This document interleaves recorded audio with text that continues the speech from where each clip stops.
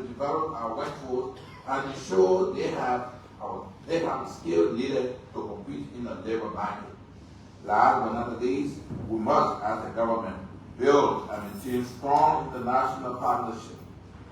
Because, in my professional opinion, building and maintaining strong international development partnerships with other countries, international organizations, and global investors will promote our labor environment and help our country attract more direct foreign investment. This can also provide access to new markets and technologies which can drive economic growth, jobs, and better lives for our citizens. Honorable Senators, distinguished ladies and gentlemen, in conclusion, as this urban body is the first branch of our government, and therefore the most important gatekeeper to our labor portfolio, I humbly request your indulgence for your full and respectable involvement and participation in ensuring that these vital programs and prospective action plans are brought to fruition for the realization of our goals and aspiration for a vibrant, efficient, and effective Ministry of Labor. I want to thank you for giving me the opportunity to just let you know some of the dreams we have for the ministry. Thank you very much. While you were speaking, a couple of ministers that just entered. Senators that just entered. Senators, please introduce yourselves. Mr. Minister Designate, my name is Kruah, and I represent Maryland County in the Senate. Mr. Minister Designate, congratulations. My name is Councilor Joseph Kolako Patojala, member of this committee and a friend of the nominee.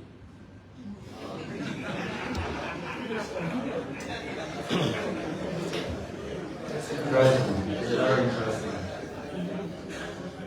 Okay, the floor is open.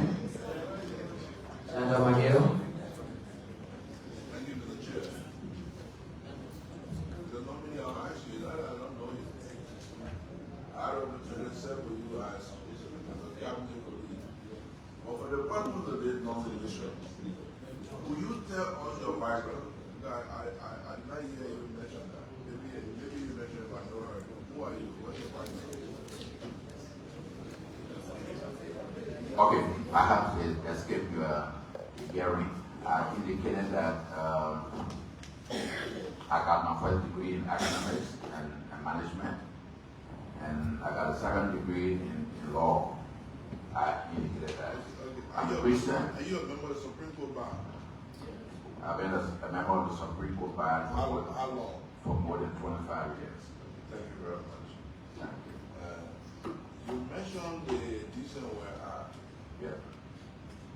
Are you familiar with the provision whereby when it comes to retirement, and I'm mentioning this because you know they can't have represent a lot of labor issue, I'm aware as a lawyer you have a opportunity to deal with labor issue, correct? That's all right. Have you represented employee or management?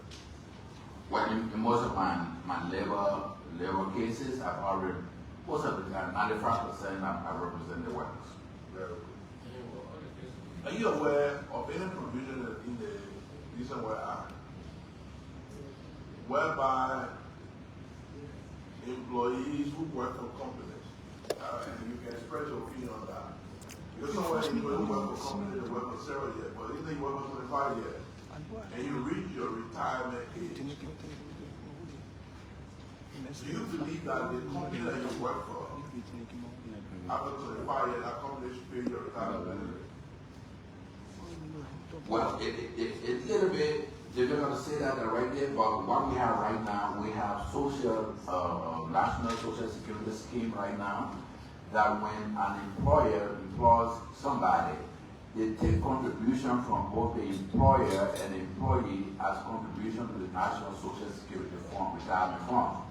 So when you reach retirement age, they gave you a letter to the National Social Security, and based on your contribution, they determine how much you're entitled to. And that also depends on how much salary you were making. But because you see, it's a good practice, because normally people who have worked for companies, even internationally, people who have worked for companies, the companies have standards. You work for a company, I'm making X number of dollars. And after 25 years, I will get my retirement benefits. Are you saying the company should pay me as you go to the government to get my retirement benefits? Is it a local practice? Well, this is the law that we have right now. Unless we decide to revisit that, I'm glad you're part of this committee. And when we begin our official duties as administrator, maybe that would be one of the areas we might want to look at. Yeah, as a lawyer, I want to give you your opinion. You want to give me based on that, but you think it's a good practice that you work for. Say I work for company X, and they company X making millions of dollars. And at the end of the day, you tell me go to the Liberian government and go pay your retirement benefit. The Liberian government have a different standard. But you say in company X, when I reach the age of 20, I want to work for 25 years, I will be retired.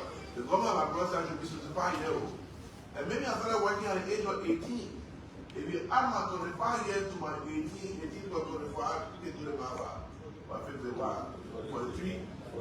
So for the 3-year-old, I'm unlike real law, social security law, I cannot be retired because I'm not really age of 65. But I work for more than 25 years. Do you believe that I should be denied my benefit and wait for 65 years before I get my benefit? But Senator, I would not want to give you an answer or no, like I'm preempting what the answer would be. But that would help all change the law. The thing is something that we should review. But I agree. We need to review the law. I agree that it's a need to look at that law. And as a Minister of Labor, I don't want to say something here that look like I'm taking a position on the matter already, but it's important. I mean, I can say that for a fact that there is a need to look at that law.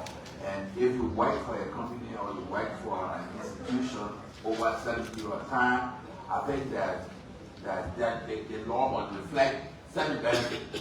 And I think that answer should come after a thorough review of this, and I will be prepared to work along with the Senate. Because we're going to look at that very soon. Yeah. If you get confirmed, something that you go, because the Labor Committee has to review that. Because I think it's unjust, it's unfair for a company to employ you, and you work when you reach a retirement age, then they change the law because you have a law that says your benefit will come to the government. I think that's unfair. That's unfair. So I just wanted you to give your view because you've been 25 years, I think 25 years, most of you represent because that's a major problem. And because we come from a country that has such a problem, we wanted to raise and get an opinion. The one question I want to ask you is that, and again, you've been mentioning the decision where and I think we're going to review it and you'll be a lawyer. Is it a good idea that people are working in the scene sector? In the scene sector, doing the scene job, and they have different salaries. You think it's a good idea, or you should have a standard salary. Say for you, say if you're a taco, all tacos you get X number of dollars. Whereby you have some company who are doing tapping, paying people low salary, and some other companies paying other people high salary. You think you have a standardized salary for Well, I think what we probably need to do as a government, you have the minimum wage that was set by the laws. But it says the minimum.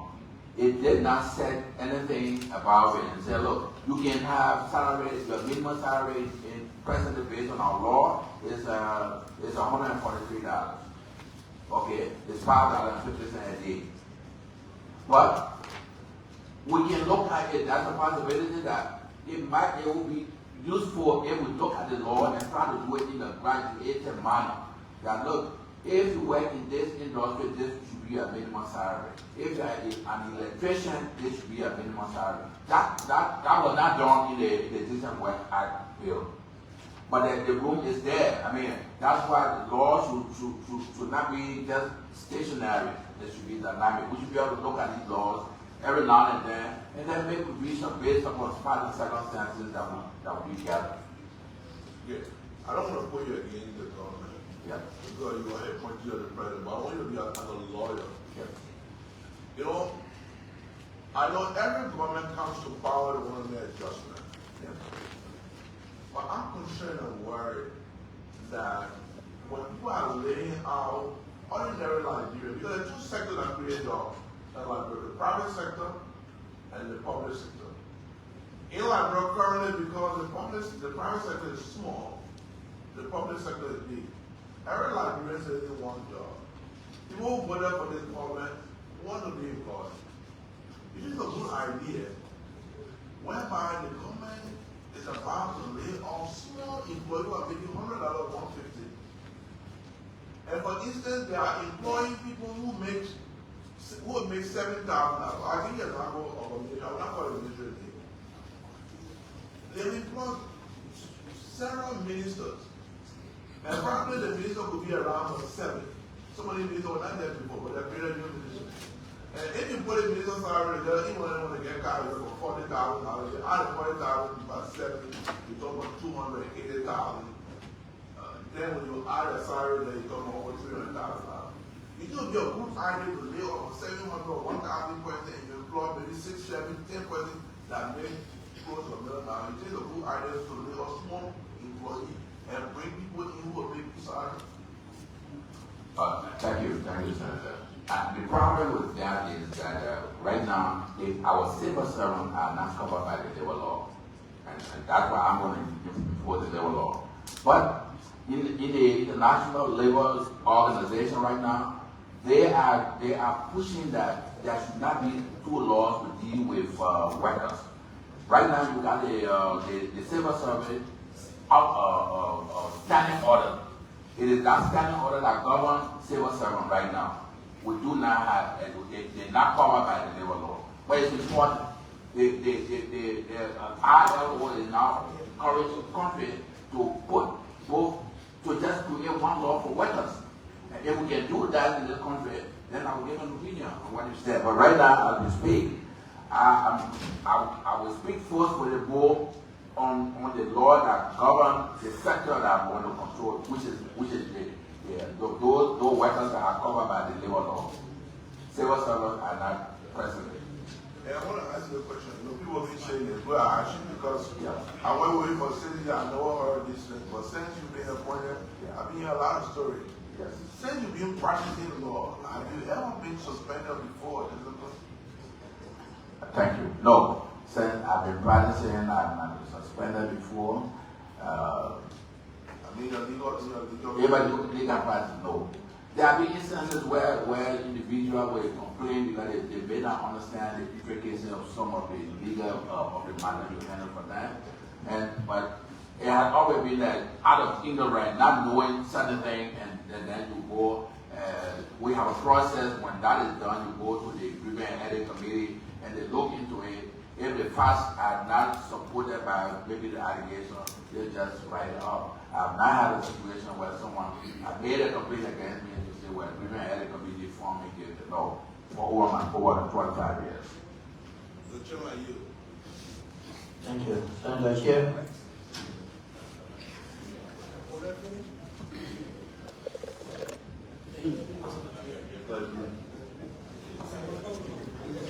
Thank you, Mr. Chairman.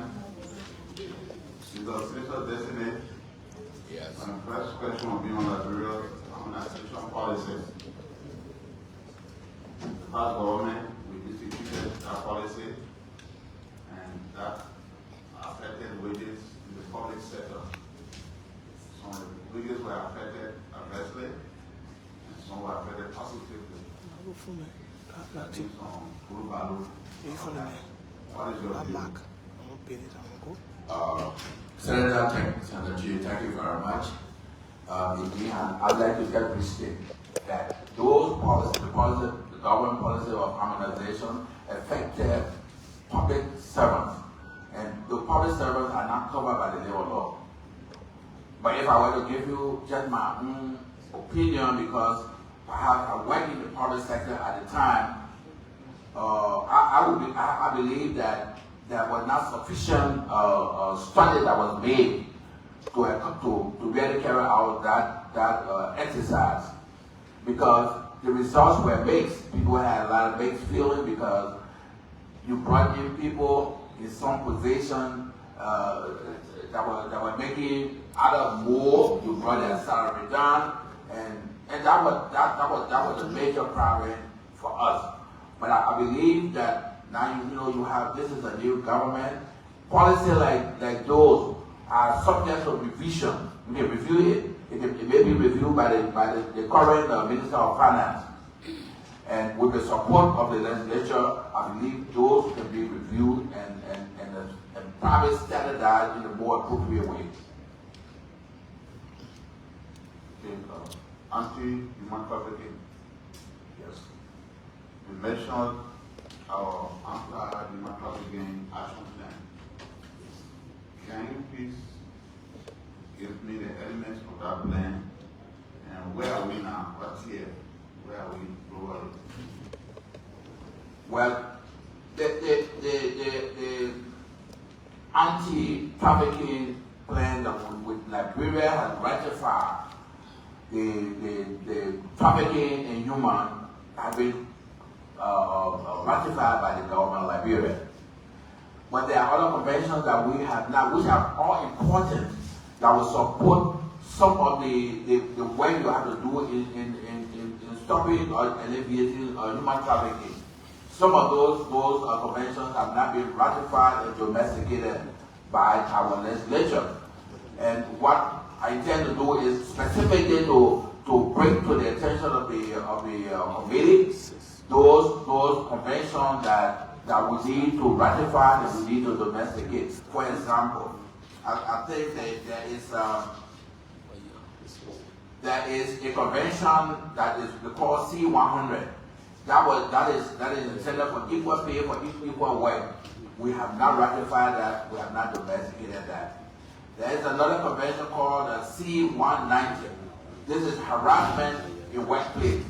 That again has not been ratified and domesticated. So we have a lot of these outstanding, and we tend to work with the legislature to make sure that we can ratify and domesticate those that are in our best interest, in the best interest of our workers. I want to ask you one controversial question. Thank you. You mentioned child prostitution. That brings to mind recently one of our colleagues proposed that we should legalize prostitution in this country. And there were a lot of remarks. You go to Europe, you go to Amsterdam, openly you see. How do you address that? Well, Senator, thank you very much. In Liberia, we say Liberia was born on Christian principles. And I do not believe that the Bible supports anything like legal or prostitution in the country. As a Christian, I think that in my mind, there's certain things that you do in the Western world that might be good for the society, which might not be good for our society. And I think prostitution should be one thing that we should also discourage as part of our culture. Doesn't reflect well on us as Liberian, or I will not say for Africa, but in Liberia, I think it will be a very unpopular undertaking.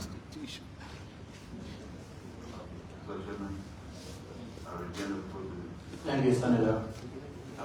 While Senator Chair was on the floor, Senator Nukwe is here. He's the co-chair on the board. Senator Nukwe. Sorry, I thought I was sorry, I didn't think of it.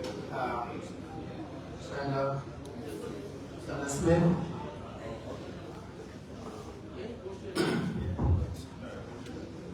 Thank you.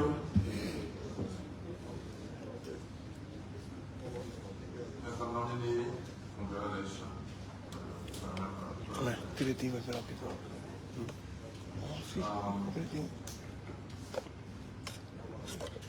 I'm happy to be the immediate past chair of the Labour Committee. And so please, let me make this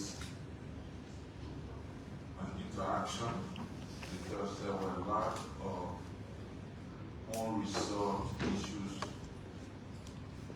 up to the time the election was held. But first,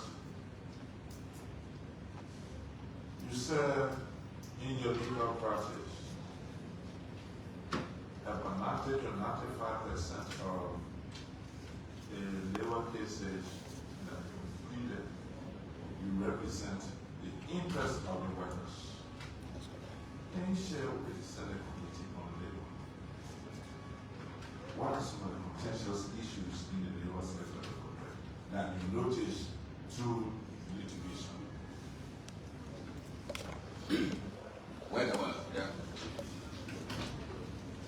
There have been a lot of issues sometimes that are brought to my attention. For example, if you work for a company and you are required to work for 8 hours a day, you are entitled to 30 minutes lunch break. In most cases, they will not allow them the lunch break. You work 8 hours throughout and you are not paid. So when you are dismissed and you explain to the lawyers some of these things, those will be, that means that comes under unfair labor practice, that you allow somebody to work without pay. Then sometimes they allow people to work without, more than 8 hours without paying overtime. Because if you allow somebody to work beyond 8 hours that is prescribed by the labor law, you are supposed to pay them overtime for the additional work, which is calculated a little more than the regular hourly rate. So they'll be entitled to it. Sometimes we determine that and we'll make them pay. And so the lead pay, overtime payment, these are most of the time common unfair labor practices that are brought to lawyers. Besides those, sometimes there are questions of redundancy, for example, where a company works, the company has a lot of employees, and they decide to reduce their workforce.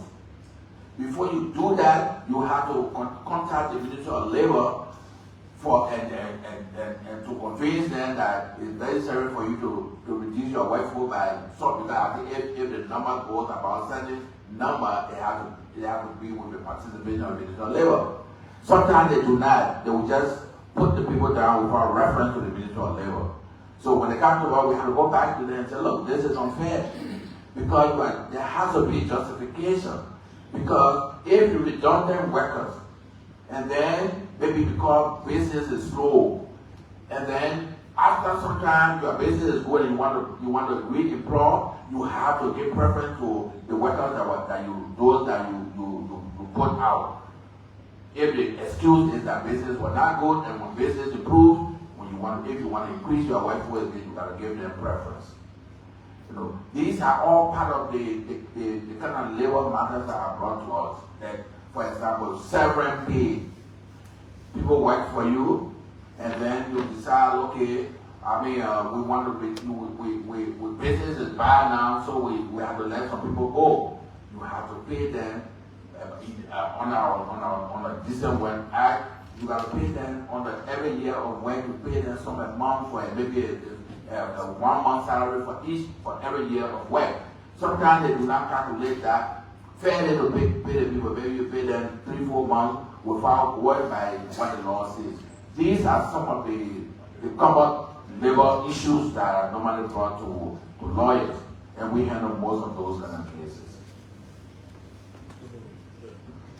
As a lawyer, and I've been doing it for a very long time in the human rights community, do you support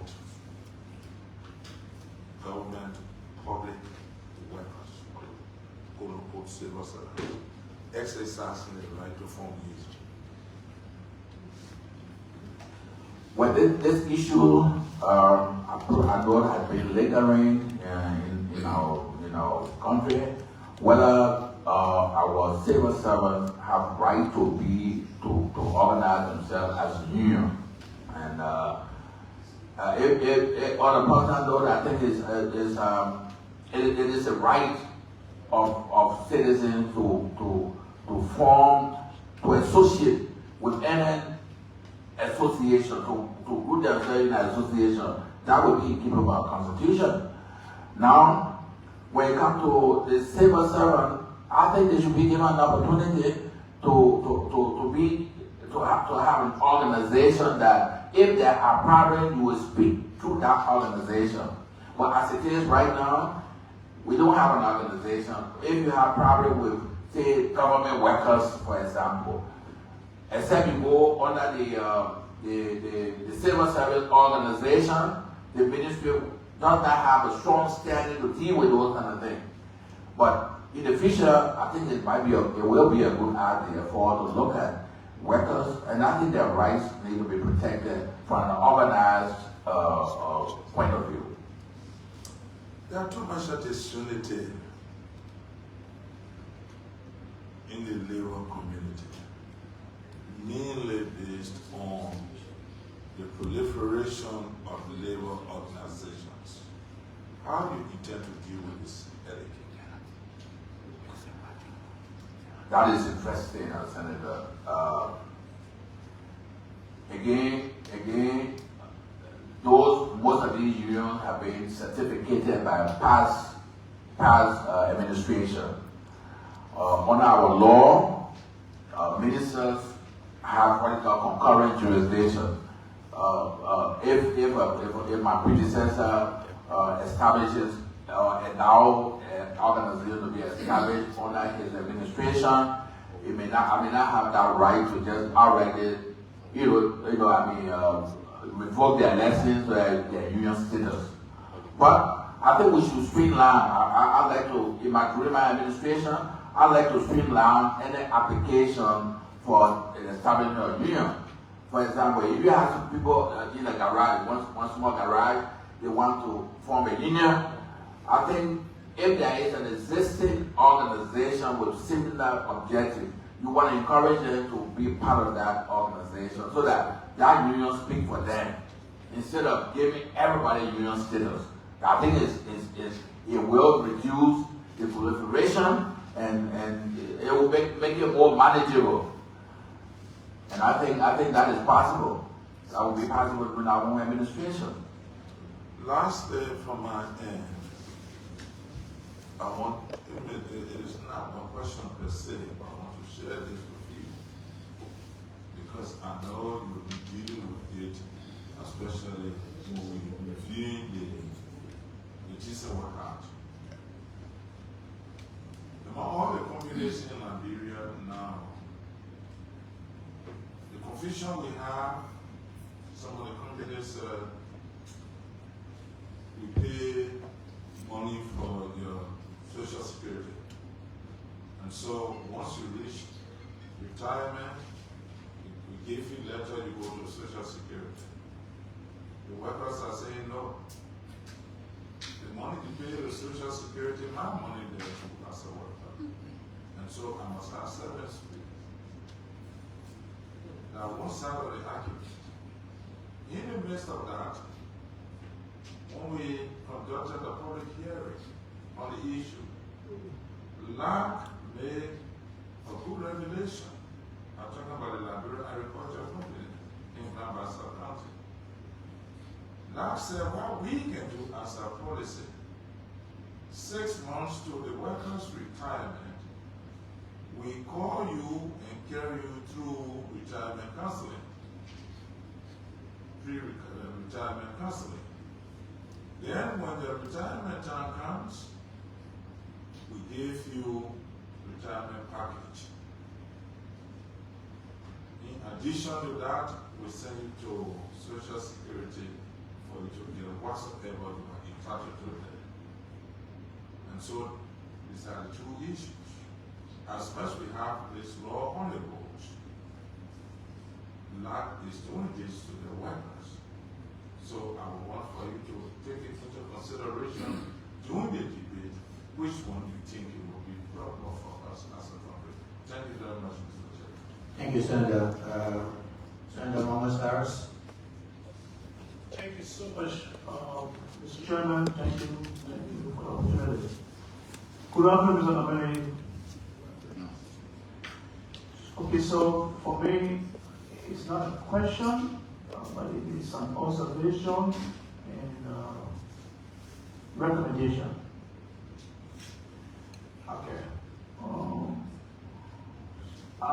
a CEO of a company that has employed over 3,000 librarians around the country, so to speak. Will you be 70? What I've observed over the 20 years of being in private sector, in the labor aspect, I'm not actually a member of this committee, but I'm minimum business to company because I'm due legal to have this conversation at this national level. When we observe as employer those days, your labor commissioners are problems, some of the labor commissioners. What I observe is they are not trained, they don't understand why they are assigned to referral counters, and so they misinform the labor force in their territory. And so what happens is that when the labor force has an issue and take it to them, instead of them researching the problem and giving appropriate and the best advice, they become part of the litigant of the situation with the notion that the employer will pay money to the employee and they will have court. We have observed that so many times. So my suggestion to you, Honorable Minister, if you get it confirmed, is to have a training section for these commissioners. Let them know that they're not participant to labor issues. They are there to advise the labor because they represent both the employer and employees. But I see them mostly on the side of the employees. There's a need for them to understand that both sides has got their right. The employee has a right, whereas the employer has a right. But they have also the tax from my experience to be able to advise the labor if there's an issue, because sometimes the issue is not an issue, but the labor commissioner has been having the opportunity or the technical know-how to explain to the employee that this is not an issue. So they flag the issue off, and it's a waste of time for the employer because it goes to court. At the end of the day, it gets put away, and the employer spend a lot of money because they have to hire a lawyer, but it's not actually the case. And what I observe is that most of these employees, in fact, the labor commissioners will encourage saying, "Call a representative, call a senator on this matter." I think we need to disassociate ourselves because the employers are creating jobs, for the employees, so they themselves need to be protected. But if the government representation at the level of labor ministry is not supporting the employer to be able to expand their business to help government, that's a problem. Another problem I want to bring to your attention is the fact that the tribalistic attitude of some of the commissioners. For example, a Basa commissioner is in Basa. Instead of being professional, he takes travel side. So one thing, my advice is that let's switch the commissioners around. If you're from Lofa, you can't go to Lofa as commissioner. You must be in form of Beginner or Lima or something. I think it would help reduce this kind of thing side with people, because it becomes like this is my nephew, this is my uncle, this is my brother, and they forget their position as labor commissioner what we practice. So from my experience, I think to succeed with the labor issue around the country, we should look at the two cardinals representation. Treating the commissioners around the counties and swapping the commissioners based on tribe. It's not advisable to put a minor man or guild man in Liba. It's not advisable to put a local man or PC man or money man in Lofa. That's my contribution towards this hearing this morning, this afternoon, so to speak. Thank you. Thank you, Senator. Thank you very much. Anybody else?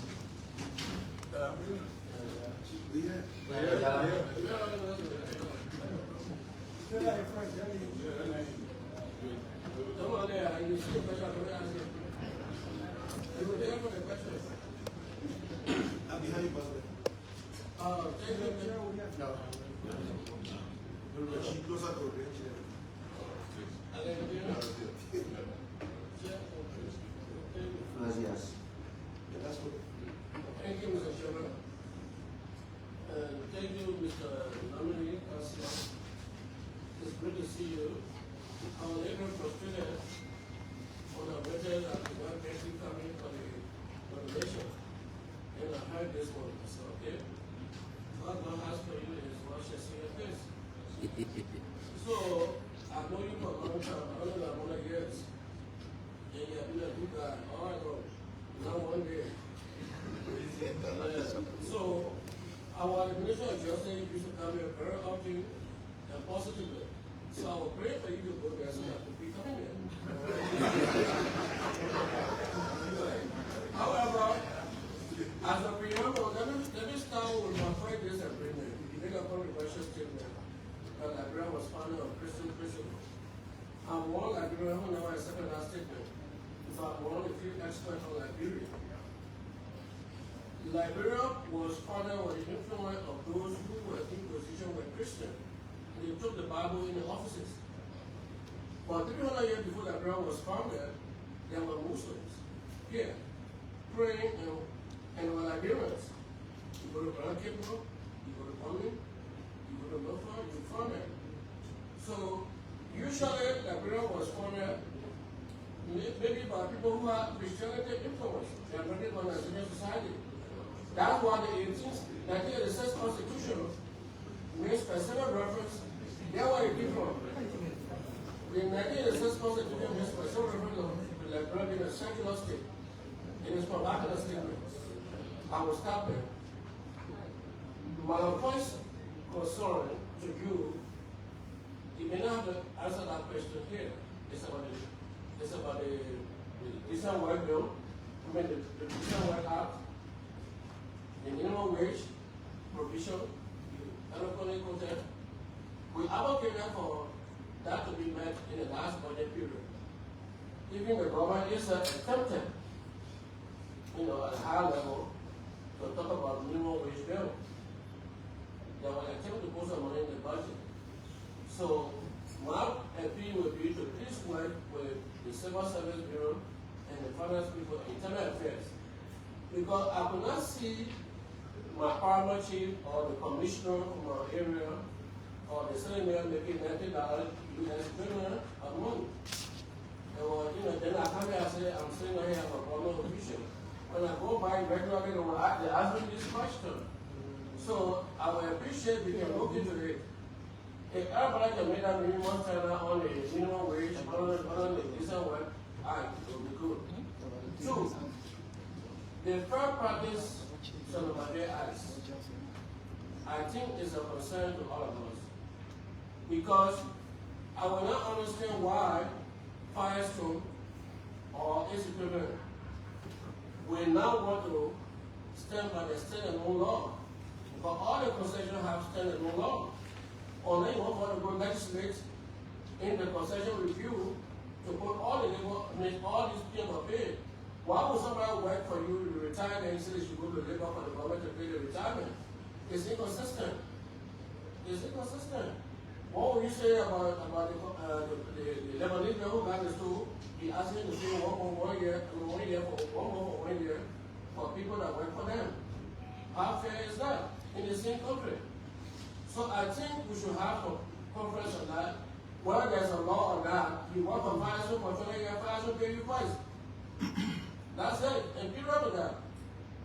It should not cross over to another point. It's unfair. And it's a way for them to exploit our people and take away the capital. That should not be continued further. Even though I stand guilty as one of those who sat on the concession review, but one of the issue at the time, the decent work they were not enforced also. So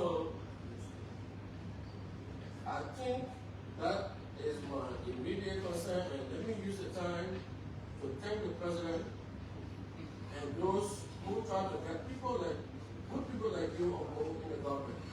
And we have our country. When there are many people like you in our cabinet, the cabinet is safe and sound. Thank you. Thank you, Senator. Senator Brown. Thank you, Senator. Mr. Chairman, let me join previous speakers to congratulate the nominee for his preferment by the President. Mr. Nominee, first thing, Are you the same Councilor Kruah who was nominated to be Liberia's Justice Minister and Attorney General? Are you the same? That is correct. Simon Gossett. Good. Whilst I do not wish to question the President's decision to have a change of mind or to switch you to another position, I want to know from you, what this change of mind by the President, what has it done to you as a person? Previously,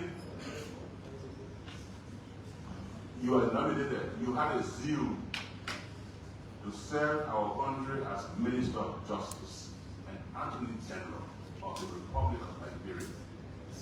That was announced all over Liberia and the whole world. Then after a few weeks, we got another announcement, Minister of Labor. I want to know how has this affected you as a person? Do you still have the same zeal to serve the country? I mean, I want to know how has this changed affected you? Well, thank you, Senator. Yes, sometimes these kind of changes are made, the anxiety and everything will, probably get reduced. But on a frank note, the President called me to a meeting. He and I sat together for almost 30 minutes, and he suggested why he wants me to come to the meeting to switch to the Ministry of Labor.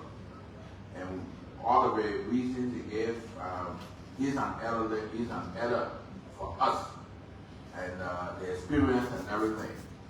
And I thought that his decision to have me come to labor have some good basis in his mind, and therefore I have the same zeal. We want to work. This is our country. Minister of Labor, Minister of Justice, it depends on you as an individual, where you work. I remember when I became Minister of Post and Telecommunications, I went in the building. I noticed that even the offices, they were putting buckets and plates here to hold water in the building. And before I left, I made sure that the roof was on the building. I made sure that the counter where they have the cashier, we brought in a system that automated everything that they were doing there. You can sit in your office and see what they were doing. So in this way, I mean, on the individual, I like to make the same difference as the Ministry of Labor. We like to make a contribution to our workforce. And that ministry touches our people directly, their workforce, the workplace and where you work. We have to check on harassment. All these are necessary and very essential for our country. So I think I'm prepared. I have the same zeal to work and to make sure that the President succeeds in what he wants to do in Liberia. All of us will support that. Thank you, Mr. Nominee, for that confirmation that you still have the same zeal you want to work in the portfolio as the Minister of Justice and I just want to be clear before I take my vote. I'm looking at your CV. You served as Minister of Post and Telecommunications from 2017 to 2023. And you serve as managing partner for the Herring's Law Firm from 1994 to 2018. What has claimed my attention is that 2017, 2018, you were serving as Minister of Telecommunications. But at the same time, in the same period, you were serving as managing partner for Henry Law Firm. In the Henry Law Firm, there was not a part-time. One of the responsibilities you said, you handled the day-to-day running of the firm. I would like to know, how was it possible when you worked in the Henry's Law Firm, where you managed the day-to-day operations of that law firm, at the same time you were Minister of Posts and Telecommunications, at the same time managing the day-to-day running of that Thank you, Minister. Senator.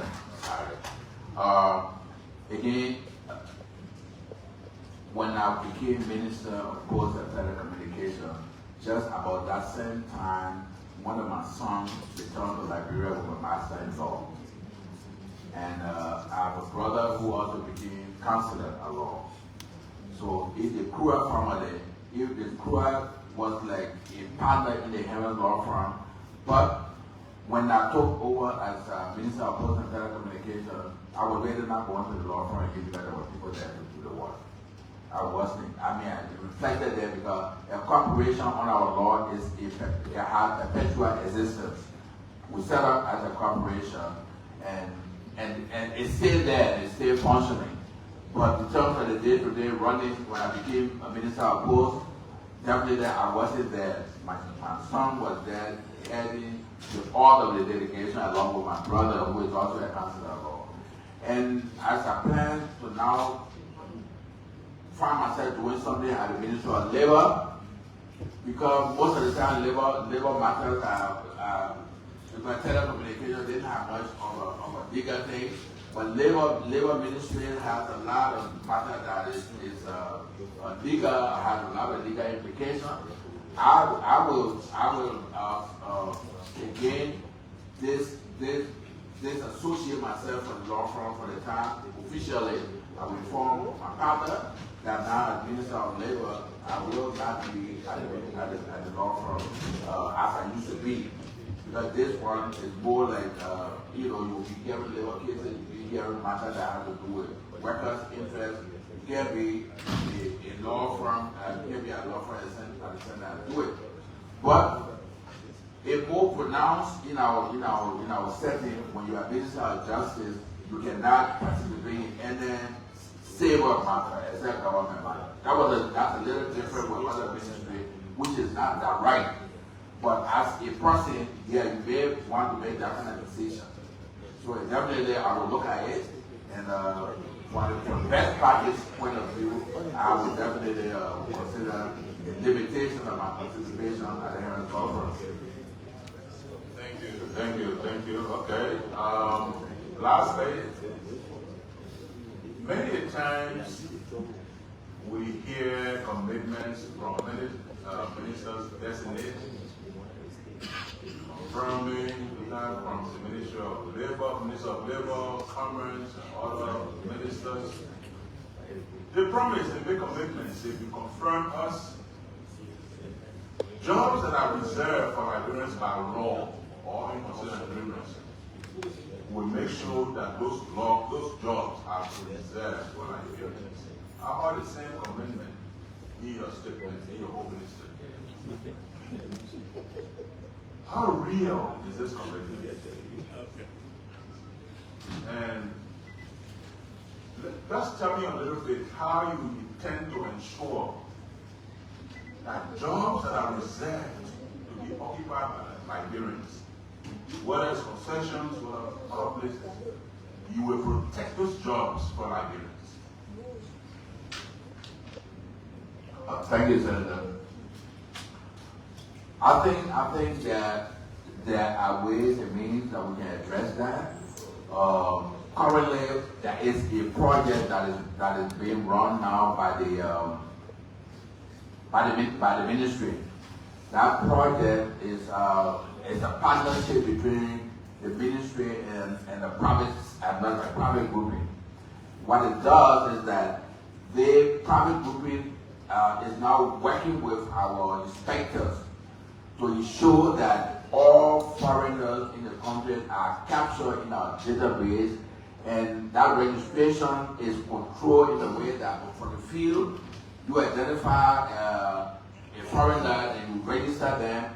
That information is fed in the system that you will know. And then you can be counter-checked. You can counter-check those with records for immigration and with other collaborating agencies of government. And I think with this system in place, the ministry is in a position to counter-check, to check and make sure that jobs that are supposed to be done by Liberians are protected. And we intend to do that.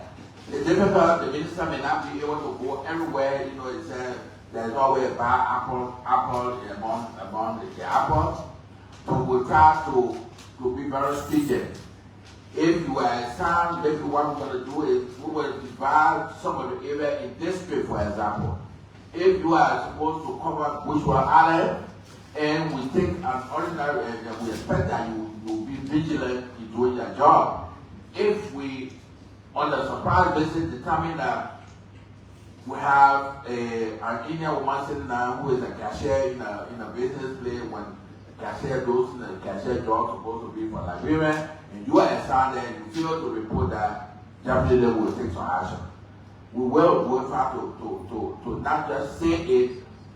All of my deputies and assistant ministers, I will have time for them to get out there and make sure that we are protecting the rights of Liberians and try to enforce the Decent Work Act. It's important. You can't do all from the office. We have to get out, and I will expect them to cooperate in making sure that the laws are enforced. Thank you, Mr. Chairman. Thank you, Senator. Senator Dillon.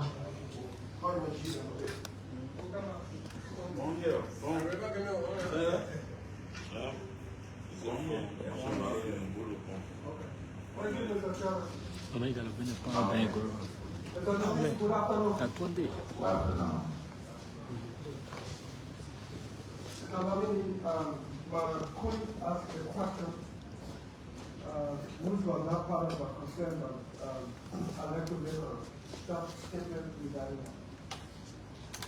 The Liberian Senate is not formally aware of a nomination. On that communication is accepted and sent to the appropriate committee to hold the confirmation hearing. So if a press release or what all means put up the name of people who are said to be nominated, that is for public hearing. It is not formally before the Liberian Senate. So as far as we know, the Liberian Senate was not formally.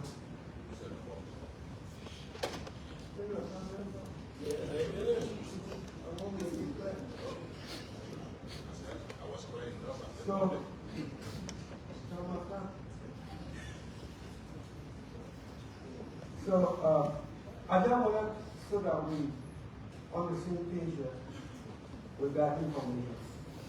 That the nomination is properly before the Senate when the President formally writes the Senate and it appears on our agenda for the Senate to take the appropriate governmental actions.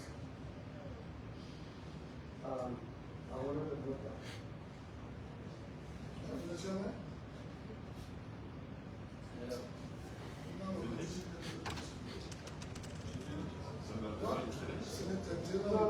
Senator Dillon, are you still on the floor?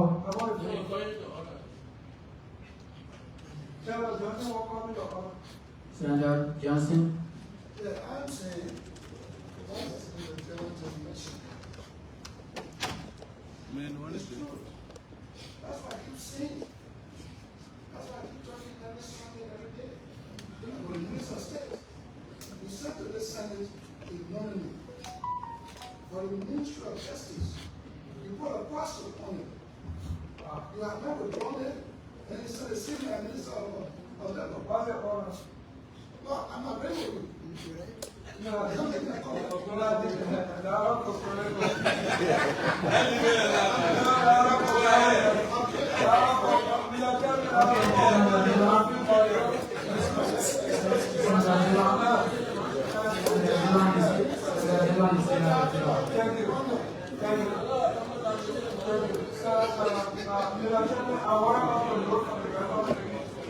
interest of the email and the target of the Senate, we need to note that for the public, that nomination cannot be put violent unless the president writes. Mr. Nominee, Yes.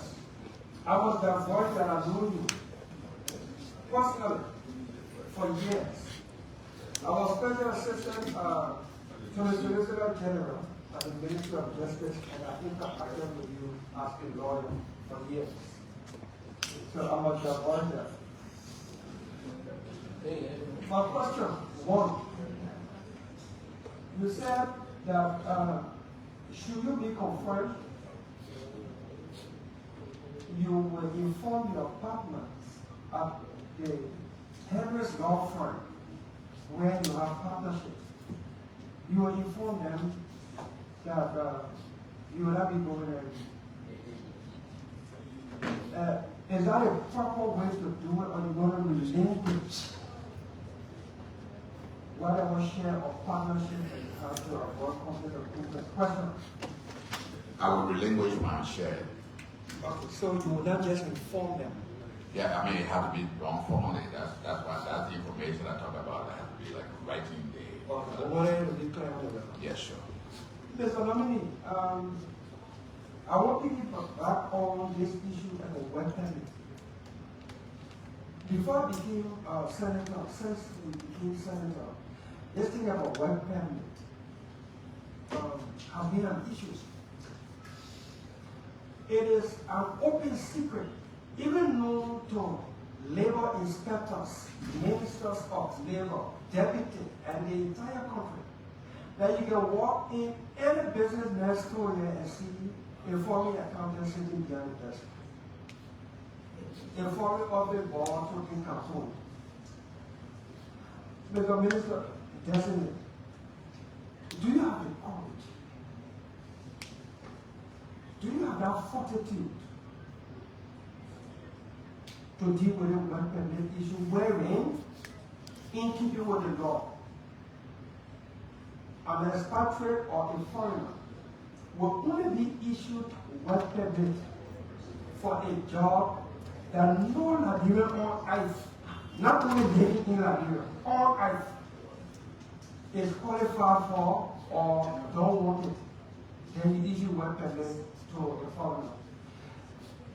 If you take statistics of the data of work permit issued by the Ministry of Labor and match it to jobs opportunities that we are giving out to foreigners for our $1,000 work permit fee, compared to depriving our fellow Liberian citizens of jobs that they can do. I know you say, yeah, but I want to ask you, do you have that fortitude and courage to look at the work permitting? I'm sure the work permitting can bring thousands of jobs to Nigeria. Do you commit? Do you have that courage? Question. Thank you, Senator. I believe I've made it part of my opening address, and I'd like to again assure you that this is something we are determined to do. Like I said, perhaps there might be some difficulty along the line, but this is something that I think is possible, is achievable, because one of the areas we will look at, which would be something like a beginning of sort of the processes, would be the inspectors that go on the field. You have an inspector that makes $250, and you send them out. Sometimes because of the kind of incentive we give our workers. Okay, and I would like to review those kind of things. That hearing officers make $250, and but it handling matter that somebody talking about $300,000, maybe $10,000, and the guy who hears the matter as labor commissioner receives $250. Mr. Nominee, Yes. let me ask you. Mr. Nominee, who issues the work permit? The work permit is issued by the Ministry of Labor. The ministry is the entity. Yeah. The authorized authority to issue the work permit. Who is that person or whose office is that? Well, I don't know if I cannot say that because I've not been confirmed. So So I have not gone into the You ministry. been in a labor business. No, Don't. I think it's important, for me to, I like to say something to you that I know, I'm giving you the exact question, I'm giving you the right information. I have not gone in there, but I know that there is a project that is a private group that is working along with There is authorized signatories on the work permit. Correct? Yes. That should be. Is that the Minister of Labor? I can say that because I have not really even handled the work. You've been to labor-related issues for 15 years. The issue we handle in labor will be unfair labor practices, illegal dismissal. Those are things that we handle. But as for the operational aspect of the ministry, I have not been involved. In your visionary statement, Yes. you made mention about the essence and the need to review work permit issues. Yes. In your review, making it a part of your visionary statement, did you not research or investigate as to how work permit is issued and who signed it and why you want to make that a part of your vision to benefit Nigerians? My statement, Senator, has the emphasis is that look, work permit should be given to foreigner only for jobs that cannot be done by Liberians. And I emphasize that we will be sure that that will be enforced. The reason I came back for us to have this, this is job interview. Yes. Some people think this is job interview. Thank you. And let me say this. There are times people feel uneasy when we have to do our job. Is that what you, Mr. Nominee? But genuinely, every nominee comes to support us. The only thing the supporters want, confirm the person. Cherish what? All of that. When we confirm the person and they're not performing, they never carry squad and say, but I don't confirm it. They say, we don't want to hear and I never confirm the person. And I am the employer here now. I'm looking for something in my prospective employee.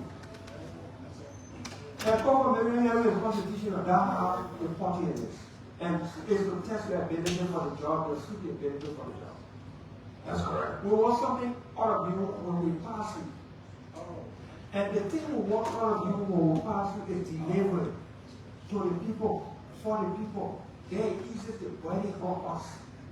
Mr. Nominee, that come out of work permit. Should we confirm you and you know that it is the Minister of Labor who signs the work permit? Do you commit that you review this thing and revoke or don't extend work permits that are already active upon their expiration so as to afford the opportunity to Nigerians? Everybody can work in the government.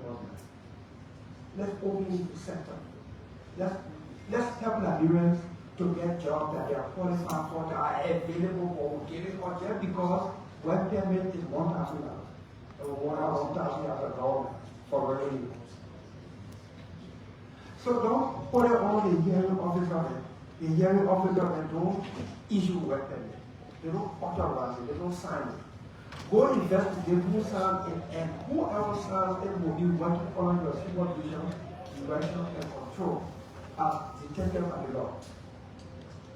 Are we clear with that?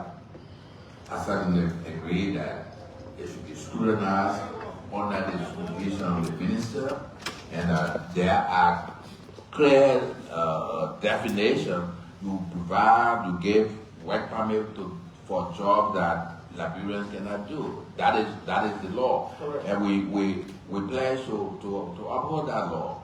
In addition, what they are not No, your friend. No, your friend. You have your friend. I'm a friend that too, but let's go our way. We are informed the public already. No, when you're talking. Nigerians might be able, but they're not available to do the job. That's what the law is. Without the president of nominee. No. Thank you. No, I'm not the nominee, that's the progress. Okay. I want you to note that in 6 months, should you be confirmed as a member of the Labour Committee, we'll be pushing to call you here to review when you've done the benefit to work ethic, especially so that you start to benefit. No, now even though the money was very the nominee. Yes. I want to talk about child labor, child prostitution. What are you going to do about child labor, child prostitution, and then structuring it? We have law on it. Statutory rape is where I want to stay. Statutory rape is sexual intercourse below the age 18. Whether it is by consent or not, once the person is below 18, it's statutory rape. It is prescribed by law that the doer of the act goes to jail for 20 to 25 years, depending on also the gravity of the injury sustained or whatever. But here's my issue. How does statutory rape, child abuse, child prostitution fit in with the Ministry of Labor? Any child, any girl who is pregnant below 18, she has been statutorily raped, no question about it. And somebody, fathers or presumed fathers of those sexual activity, there are people that are, people not in police house. BB officer. You got courage to join with the Ministry of Gender, Justice. What role is the Labour Ministry play? That when a pregnant child, teenage pregnant child, goes to the hospital and they identify the father or presumed father of that person, that person has committed statutory rape. How can the Labour Ministry help? And what can we do about child labor when it comes to obesity, killing studies, or question?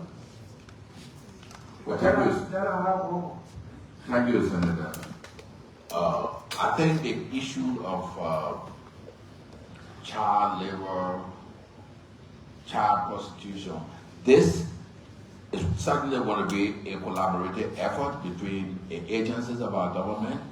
That will be the Ministry of Labor, the Ministry of Justice, and the Ministry of Gender. I believe the three ministries have the potential to work together and draw out some measures on how to deal with this. And for example, at the Ministry of Labor, my information so far is that sometimes for trafficking and inhuman, they will come to get say document from the ministry to allow people to travel. Those instances, we as the ministry should be able to check on that. Because there were instances where they took some women went to they were in one of these Arab countries. We have to bring them back home, spending resources from the government. But I understand there is a session at the ministry where they give them some document to travel. If there's any travel document for these kind of things, where you are taking a group of young people to say you want to the Emirates or something like that, we should be able to detect that and see and call the attention of the immigration, call the attention of the gender ministry. Look, this is what we've noticed. Let's investigate. It has to be a joint effort, not only the Ministry of Labor, but I think we can work together, and eventually we should be able to curtail it. Even if we can't eliminate it all, we should be able to curtail it if we work together as agencies of government. Okay, Mr. Dominic, on the follow-up. Thank you. husband, I'm concerned about safety. Yes. Safety of employees, of workers, of workplaces, safety, benefits, insurance, health. But I want to focus on that you want to place some key attention on Liberians who are workers, but they are contracted for years beyond the period to be a contractor someplace. After 3 months, after 6 months, after 1 year, 2 years, people are still contractors, no permanent employment status. And these companies, these institutions do that to bypass the benefit aspect that should accrue to these people when they should benefit from this entitlement. Is that a question I want to ask you regarding this? It is something I want to bring to your attention so that should you be confirmed with this committee, I'm sure our chairman will work along closely when we were doing the political campaign. We assured our people, convinced them that we came to rescue, not to do the same thing or worse. Mr. Chairman, Thank you. Thank you, Senator. That's given as well. Thank you, Senator. While you are on the floor, Senator Duncan just gave me.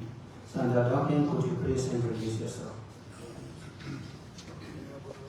Thank you, Mr. Chairman. I am Kruah Duncan, Senator of Sino County. Thank you, Senator. Senator Moore, the floor is yours. Thank you. Thank you, Mr. Chairman, and distinguished committee members. To the nominee, my concern. Firstly, what's the budget of the Labor Ministry existing right now? The past budget, do you have an idea? Not, I'd like to be very exact on that, but I think it is around $1.4 billion, which I thought is so inadequate. 2.1. Oh, 2.1, okay.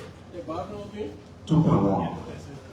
How many labor officials supposed to be in a county? Is it depending on the size of the county or what? How many persons supposed to be assigned to a county? Well, that is something probably we need to look at. I don't think there is a specific number per se, but every county is supposed to have labor commissioner. And depending on the workload, it could be more than one, depending on the workload in a particular area. If you have a lot of possession in the county, you definitely, the workload will be more, and you can be discretionary to say, okay, maybe you could have more than one labor commissioner, along with hearing officers. Are labor officials in the counties civil servants? Are they civil servants? Yes, those who work for the Ministry of Labor are covered by the civil servant law. Is there a practice? Okay. Is there a practice where the minister can decide to just push the commissioner in the county one side and just put somebody to hide as commissioner, and then you saw without dismissing that commissioner for whatever reason, but then take the function of that commissioner, from him or her, and pass it on to just another person, maybe your partisan or somebody that you want to help in that direction. Is there anything to back that? My best judgment, I think, again, that would be against best practice. I mean, if a labor commissioner is assigned an area, if he has done anything that warrants out of his removal, you have to deal with it decisively as a minister or as an agency of government. like in this case, Minister of Labor. So you cannot put somebody aside only because probably you have a disagreement with it and take that job and give it to somebody else. We will be against that. If it ever exists, if it exists in any of the offices that we will supervise, we will make sure that that is corrected. Of the president, and even for our own good. For example, we're taking over the ministry. We like to check if there are accounts of the ministry, what they say that we're taking over. Definitely, we like to do that. And the normally the General Auditing Commission has scheduled for every ministry. We will welcome them to come and look at the books. Okay, but I mean, it's always good for transparency and accountability. We do that on a regular basis. Okay, thank you, Mr. Minister Designate. And I want to say congratulations for your preferment. Mr. Chairman? Thank you, Senator. Senator Assembly? Yeah, you know you're my homeboy now. Thank you, Mr. Chairman. And, Mr. Lemon, good afternoon. Okay, so, you know, we are the people's representatives. And when issue comes out in the paper, they know we will speak on their behalf. So, what's the name? From inside, presented certain concerns. And I'm about to interact with you. I'm going to ask you some poignant questions. And please be concise in your answer. With that said, I want to piggyback on the issues regarding the Grievance and Ethics Committee of the Supreme Court of Liberia. Did they ever investigated the matter concerning you, sir? Yeah, okay. Thank you, Senator. I've said that there have been other 1 or 2 occasions where somebody has filed a complaint, and the complaint was investigated, and I mean, it was determined that I did not do any wrong. So I've never been punished by the Grievance Ethics Committee over the many years I've been in the legal practice. It's my understanding that with a 150 pages document finding you guilty. Is that correct or not? Please remember you are on oath.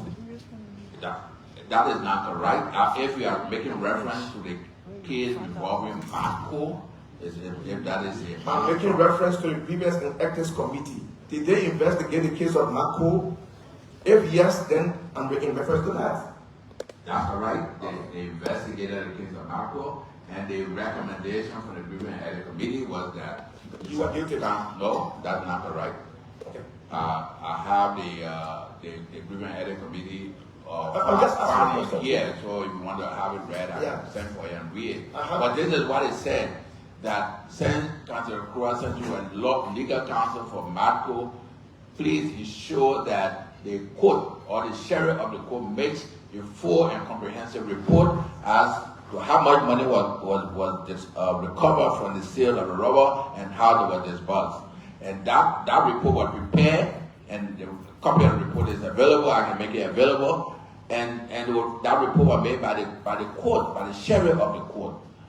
And it shows how much money Mr. Secretary received. He received up to 51,000 of the amount. Mr. Witness. And the breakdowns are Mr. there. Witness. Yes. Please. I got your answer. Thank you. Now, you stated that you are going to remove yourself from your veteran law firm. That's correct. Let me ask you this question. I want to do that. Let me qualify. I want to do that for best practice.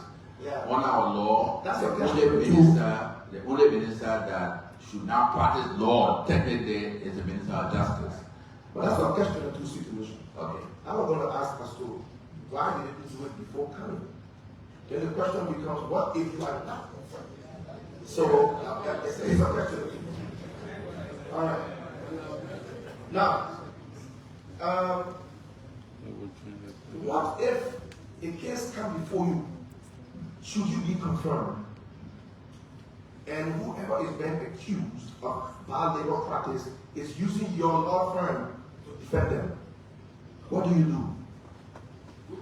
Okay, but once I remove myself from the law firm, I will give up my share, my interest and everything, then I'm no longer a part of the law firm. Okay, and normally if there are labor dispute, for example, that any dispute that is brought to the Ministry of Labor is not investigated personally by the minister. There are hearing officers who hear those cases, and if there is an appeal from there, it goes to the labor court at the Chamber of Justice. The labor court reviews that hearing officer's ruling. So it doesn't come to the minister either.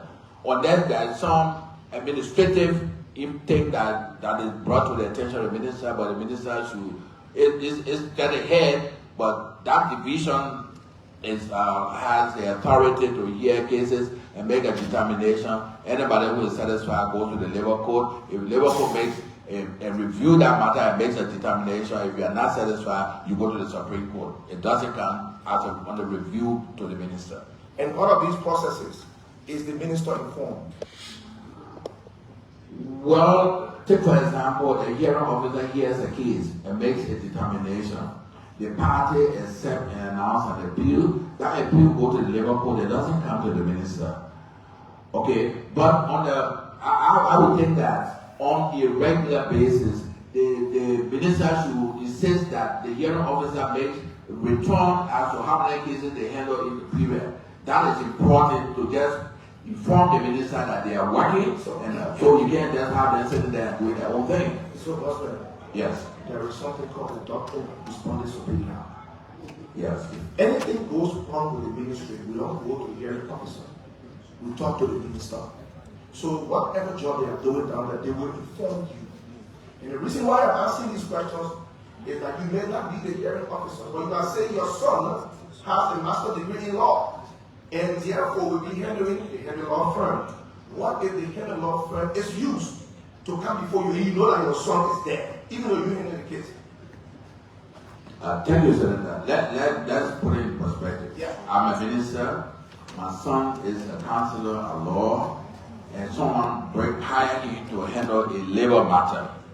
That labor matter is heard by the hearing officer, and I'll assure you I'm not going to interfere with that.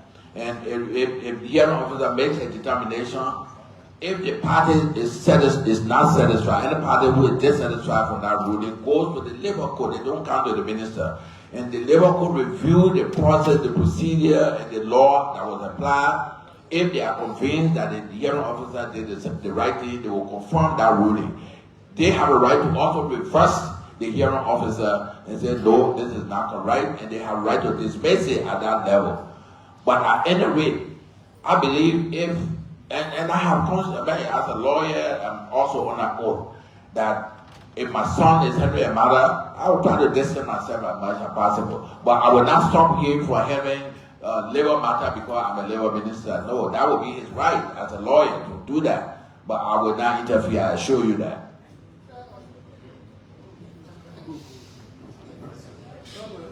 Mr. Minister, Yes. people who practice law, the law themselves, they know this. Everybody has a sense of bias. Trust me, these things happen. I want you to say on your oath that you will not interfere because it's yes, can you please be quiet back there? Please, do my job. No, but there should not be. So, Bosman, your ethics, the code of ethics, suggests that when you are in a situation and you find yourself being conflicted, you should recuse yourself. Isn't that true? That is correct. Correct. So I was expecting you to have said, in the means necessary, you will excuse yourself because that person is your son or is your law friend. So that's what I expect to hear, because that would be the appropriate thing to do. Senator, what I have said here, because the minister is not a hearing officer, I cannot say here that because I'm Minister of Labor, my son, who is a practicing lawyer, should not handle labor cases. Cases handled by hearing officers are subject to review up by the Supreme Court, and it has to be determined based on the law. It will not be based on the fact that my son was lawyer for the people. They normally review and determine according to the law. Okay, sir. I can assure you I will not interfere, because that is the promise I've made to the public, and I'm making it to you now. Under the best practices, I will not. All right. Next question. Yeah. Yet you own or was a part or is a part of a company referred to as the Universal Forestry Corporation, USC. I was a holder of 5% share in that company. When I became Minister of Post and Telecommunication, I relinquished my interest and my share in that business. I'm discussing 2006. 2006? Yeah, you were not a Minister of Post and Telecommunication at the time. 2006? Let me go from, 2006. And the USC was debarred from doing forestry activities in 2006 based on a recommendation from the United Nations Security Council. Is that correct? That information may not be correct, Senator. May not.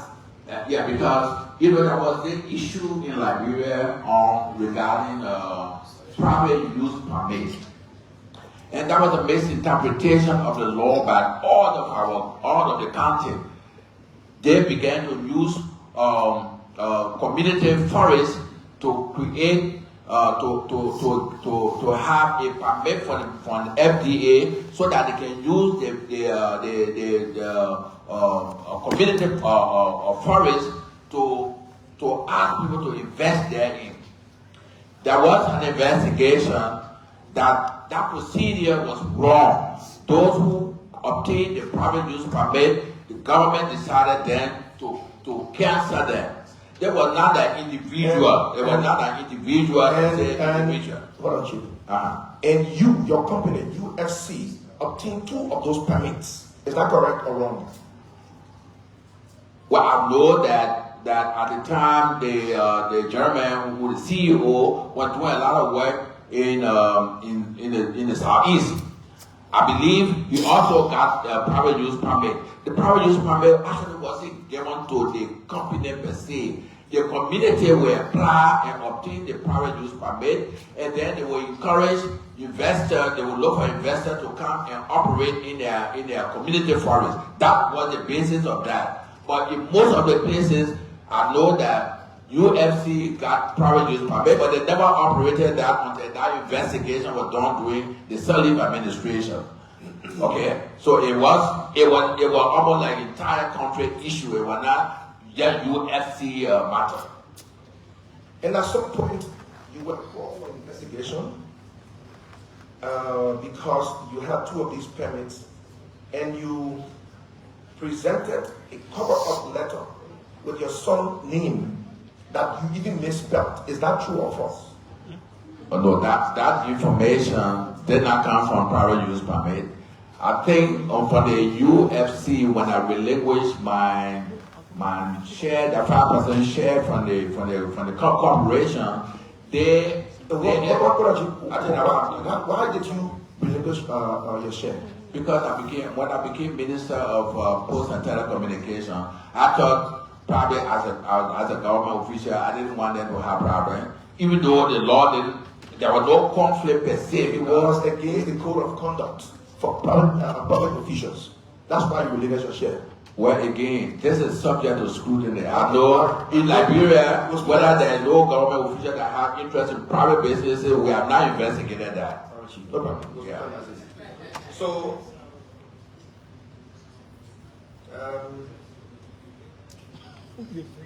okay, time is fast spent.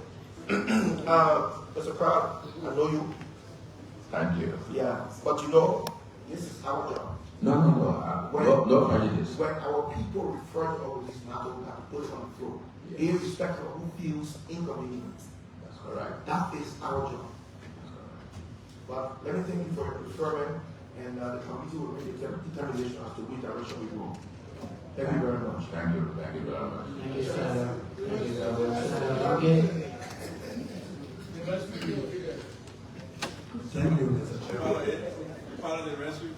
Thank you. Let's nominate.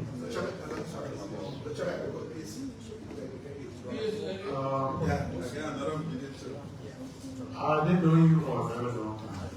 Thank you. And I have a very great deal of respect for you. And I have just two questions, just for some clarity. I'm not questioning your ability, neither am I looking at your competence as a nominee, because I definitely believe you're going to do the best of your ability and show that you will be confirmed and that it's people like you that we are looking for to get this ministry to bring changes in your life. Thank you. But this is what I want to the Philippines established a ministry just for that. The Philippines being a poor country, live on what is being remanded to the country from their children and family members that go out there in the world and do this service-oriented job. I know most of us don't travel, with appearance, and much of the population don't really know what is happening out there. The Philippines is rich based on that. It's the largest ministry when it comes to foreign employment and services. What is wrong with Liberian tapping in to that rich culture where they can go out there, work, send money back home, build their homes, take care of their family? Do you have anything against this overseas employment of Liberian people? Well, thank you, Senator. I think there are provisions on our law that if people want to work overseas, they will apply through the appropriate agency, and they are given the go-ahead to do so. Now, whether or not that is wrong or not, it's something that we have to look at our law. No, not whether it is wrong. I'm just saying that, say the ministry or the bureau, that they have begun issuing them for legitimate reason. These are legal things. Yeah. But I'm just asking you, do you have anything against it? Don't you think that Liberia, being a poor country, cannot provide jobs? Because the government is the only source of employment, is the largest source of employment in this country. And we are suffering here to have brain drain in a way where people graduate from school, there is no job opportunity. But then the outside world is offering jobs. Do you have anything against it? I just like to know. Now, if you want my personal view on this matter, I would think that not if once you are not violating the law. Thank you. Okay. Thank you. Nothing is wrong with that. That's what I wanted to know. Also, there have been notices. There have been a lot of notices. Basically, we Liberians, in our own country, you see Lebanese, foreigners, Indians, they bring in people in our country to do the little work that a university student can do, that even a high school graduate can do. I visited an area in Montserrat, a company. And I'm speaking because I was once the chairman of the Committee of Labor in the House of Representatives. And you have this Lebanese guy standing at the entrance receiving invoices from vehicles that are coming out with goods and other things from in this company. I also saw that people doing odd jobs, like accountant jobs and sharing papers around, they are Lebanese and they are also Indians. My question is, how do we find jobs if we allow these guys? One time I called them, you know what the guy told me? He said, we don't trust Liberians. That is why we don't allow Liberians working in these areas. I said, is that what our laws say? And just about the time I was about to get very serious on that, That's when I was appointed as chairman of foreign affairs. So then that job was relinquished for me. My question to you is, on oath, because definitely they will call you back here. Definitely. My question is, can you assure the young Liberians that these companies that we have around here will employ them based on the job that is being occupied by these expats, as we call them, so-called expats? Senator, thank you very much. I think this is one area that we have had problems for a long time, and it will take time to address it. And this is part of our platform in terms of the kind of thing we like to see done at the Ministry of Labor. Because if you have somebody, if you want a work permit, normally you will have to give the reason why you want a work permit for a foreigner and what kind of job you want them to do. If you apply to the ministry now, under my administration, and say you want to bring somebody to serve as an accountant, definitely you cannot. We should say no to that, because we know they are Liberian accountants. What we intend to do is we need to have that pool of qualified Liberians. There is a section in the ministry for employment. We need to establish that pool and make sure we have qualified Liberians listed, in the accountancy, and you want to be a warehouse keeper. All of those trainings are there available, and we can pool them. We have a database for that. So if you tell somebody you cannot have somebody, a foreigner, to be an accountant, we'll be able to recommend a Liberian to you. We intend to do that because it's part of our requirement of the law that a job that a Liberian can do, you cannot give work permit to a foreigner to do. We intend to enforce that law very, very vigorously, because this is important for our economy. We need the number of employment, the situation we have in the country. Everybody wants to work for the government, but it's important for us to create the condition in the private sector so that we can be able to have Liberian in the private sector. Everyone cannot work for the government. And those of us who have the responsibility of the different ministries, if they accept that we can take to help Liberians get more employed in the private sector, we should be able to do that. And we intend to do that at the Ministry of Labor. Thank you, Minister. My last question.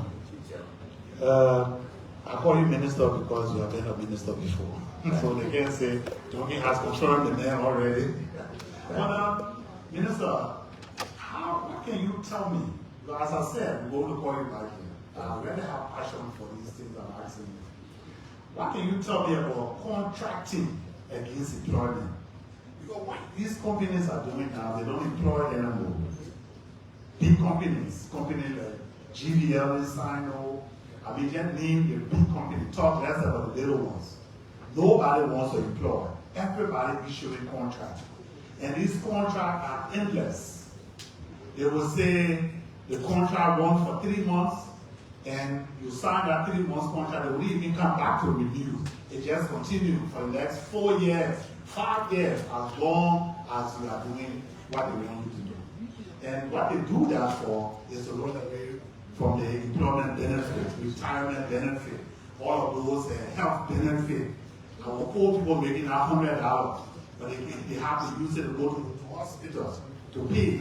So all of those benefits, they cut them off in the contract so that they can get multiple profit on our people. How do you work with this? At the last minister, when I was Minister of Labor, I was talking to, he said, Duncan, I don't know what to do. He said, we're looking for job, employment for our people. And then if we go hard on you guys and they get vexed and leave, what do we do? So what you were telling me is, let me play a blind eye here. Don't care about this multiple profit that they are making, but to have job opportunity in the country for people to work, at least they can allow their careers. Do you see it from that perspective? No, I really won't agree that we should allow these companies to issue contract perpetually. No. I think that there is a cut-off point for contract if you're working for the same corporation over a period of time. You cannot just continue to be issued contract. No, there has to be a cutoff point.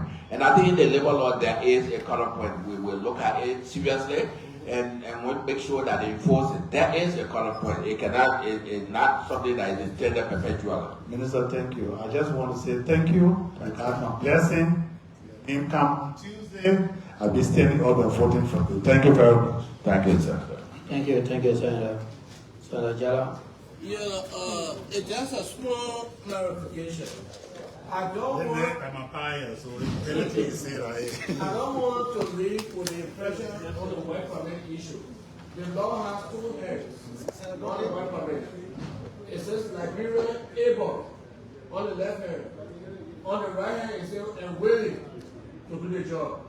If you have an opening in Spino or Greenville, and you have an accountant Liberian, they are able to do the job. But are they willing to go to Greenville? That's one thing. If it doesn't happen that way, then the Indian man might be willing to go to Greenville. So this is the thing I want for us to understand. It says Liberian able and willing. There are two sides of that law. So that's what I want to say, Mr. Minister. Thank you. As you make your promise to committee. Thank you. Thank you. Thank you, sir. Yeah. Thank you, distinguished senators. Thank you, Honorable Nominee. I've been sitting here, we've all been sitting here for the past 2 hours, I guess. The question to me and not to you is, when are we going to get there? When will we get there? We came from Kruah Party and we were told from mat to mattress. That was the slogan. And we stayed on the mat, we never got the mattress. Then we came to the door administration, and it's like a different slogan. Then we came to Tobo, it was rally time. And here we are today, we are talking about rescue mission and no business as usual. When are we going to get there? A country 174 years old has no middle class. There is no middle class. Of the 5 million people working in Liberia today, there is no middle class. You are working minimum wage or and then you got money. In the middle is empty. How are you going to develop such an economy when there's no middle class? I just pray to all of us today, to all minds, that this rescue mission will actually rescue us. Because we've been on this journey for a very long time. And our children and children's children have not been able to succeed. We worry about putting people to work, but they are not at work. We worry about creating jobs, but jobs are not created. We worry about the law, we create a law and then we break the law. I pray that with your administration, because the labor ministry has a burden of loads on their head. And if you are confirmed, believe me, in the next 2 weeks you will turn gray because the work will be too much. And we will be around, hopefully, when you need us, to come around and see how that $2.1 million can probably be raised to something different that will help you do your job. Good luck to you. You have my support. Thank you, sir. Look clapping. Ah, you clap yo.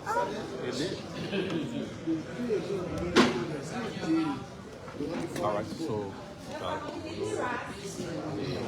confirmation proceeding. And they want to subject I've tried to my position and the power within me invested. The honorable chairman, the court chair, and the distinguished committee member on the labor